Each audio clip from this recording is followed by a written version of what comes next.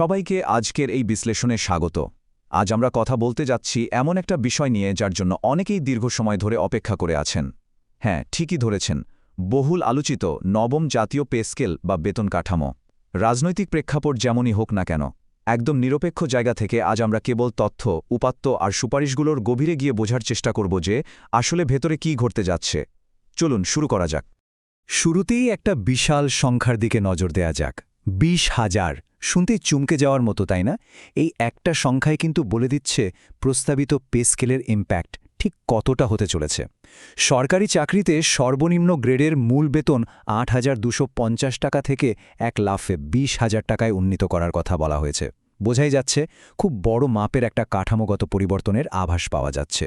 আর ঠিক এখান থেকেই সবার মনে সবচেয়ে বড় যে প্রশ্নটা ঘুরপাক খাচ্ছে তা হল, নবম পে স্কেল কি সত্যি সরকারি চাকরিতে দীর্ঘদিন ধরে চলে আসা এই বেতন বৈষম্যের অবসান ঘটাবে? ওপরের সারির কর্মকর্তা আর নিচের সারির কর্মচারীদের আয়ের মাঝে যে পাহাড় সম ব্যবধান, সেটা কি এবার একটু যৌক্তিক জায়গায় আসবে? পুরো ব্যাপারটা পরিষ্কার করার জন্য আজকের এই আয়োজনে আমরা মূলত 5টি পয়েন্ট কভার করব। নবম পে স্কেলের মূল বিষয়বস্তু, বাজেট আর কাটছাঁটের গুজব, কারা কারা এই সুবিধার আওতায় পড়ছেন, বৈষম্য কিভাবে কমানো হচ্ছে এবং সবশেষে বাস্তবায়নের টাইমলাইন। চলুন তাহলে আমাদের প্রথম পয়েন্ট অর্থাৎ পে স্কেলের মূল বিষয়বস্তু দিয়ে শুরু করা যায়।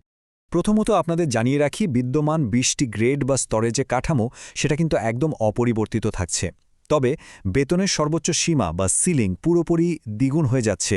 সর্বোচ্চ গ্রেডের মূল বেতন 78,000 টাকা থেকে বাড়িয়ে 1,60,000 টাকা করার সুপারিশ করা হয়েছে। আর হ্যাঁ, পেনশনারদের জন্য রয়েছে দারুণ একটা সুখবর। বর্তমানে যারা 20,000 টাকার কম পেনশন পাচ্ছেন, তাদের পেনশন এক ধাক্কায় 100% পর্যন্ত বাড়ানোর প্রস্তাব করা হয়েছে। নিম্ন আয়ের পেনশনারদের জন্য এটা সত্যি একটা বিশাল স্বস্তির ব্যাপার। এবার আসি সবচেয়ে আলোচিত টপিকে, বাজেট এবং সেই কাটছাঁটের গুজবে। ব্যাপারটা হলো, জাতীয় বেতন কমিশনের চূড়ান্ত রিপোর্টটি হুবহু বাস্তবায়ন করতে প্রয়োজন ছিল প্রায় 43,000 কোটি টাকা, কিন্তু বর্তমানে সমন্বিত বাজেট ধরা হয়েছে 37,000 কোটি টাকা। তার মানে সোজা হিসাবে 6,000 কোটি টাকা কমে গেছে। আর এই সংখ্যাটা দেখেই চারিদিকে একেবারে গুজব রটে গিয়েছিল যে সরকার হয়তো কর্মচারীদের বেসিক বা মূল বেতন কাটছাঁট করছে। কিন্তু আসলে কি তাই? আসলে মূল বেতনে কোনো কাটছাঁট হয়নি, বরং এই 6,000 কোটি টাকা বাঁচানো হয়েছে বিশেষ প্রণোদনার হার একটু এদিক সেদিক করে। যেমন ধরুন, 10ম থেকে 20তম গ্রেডের কর্মচারীদের জন্য বেসিকের 15% হারে বিশেষ প্রণোদনা ঠিকই রাখা হয়েছে, কিন্তু 1 থেকে 9তম গ্রেডের কর্মকর্তাদের জন্য এটি কমিয়ে 10% করা হয়েছে। সোজা কথায়, ওপরের দিকের প্রণোদনা কিছুটা কমিয়েই এই বিপুল পরিমাণ অর্থ সাশ্রয় করা হয়েছে।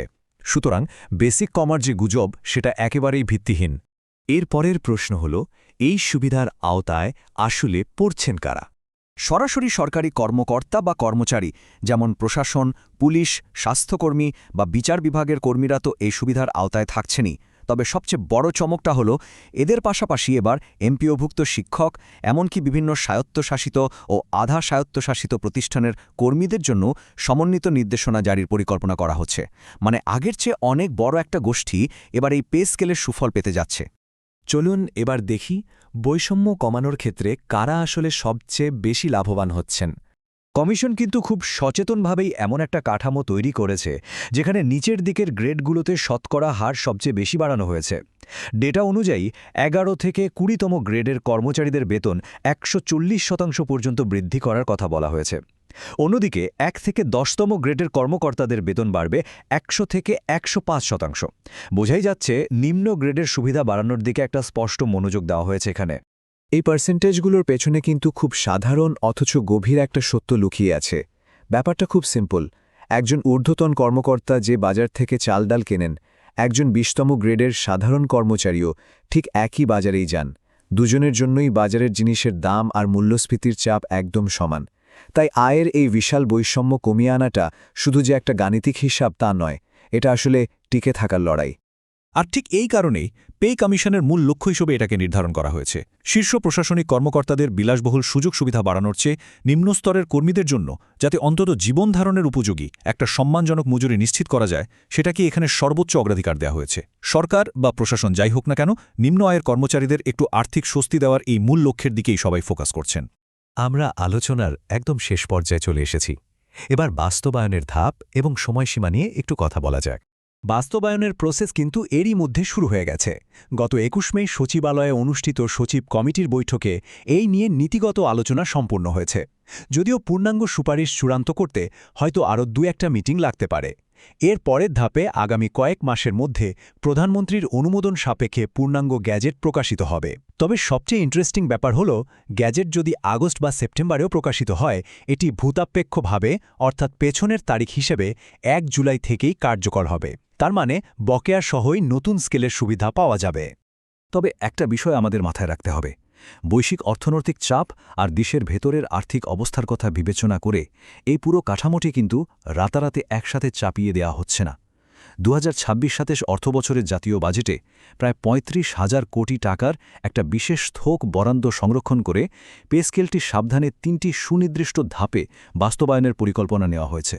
বর্তমান পরিস্থিতিতে এটা বেশ বাস্তবসম্মত একটা পদক্ষেপ। আমাদের আজকের বিশ্লেষণ আমরা এখানেই শেষ করছি। তবে যাওয়ার আগে একটা প্রশ্ন আপনাদের সবার ভাবনার জন্য রেখে যেতে চাই। নবম পে স্কেলের এই বিশাল ৩ ধাপের পুনর্গঠন কি সত্যি নিম্নস্তরের কর্মীদের দীর্ঘস্থায়ী মূল্যস্ফীতির কষাঘাত থেকে সফলভাবে রক্ষা করতে পারবে? কাগজ কলমের এই চমৎকার হিসাবগুলো বাস্তবে সাধারণ মানুষের জীবনে ঠিক কতটা স্বস্তি নিয়ে আসবে, সেটাই এখন দেখার বিষয়। আজকের মতো এখানেই বিদায় নিচ্ছি। তথ্যভিত্তিক এমন আরও বিশ্লেষণ নিয়ে আবারও কথা হবে। ভালো থাকবেন সবাই।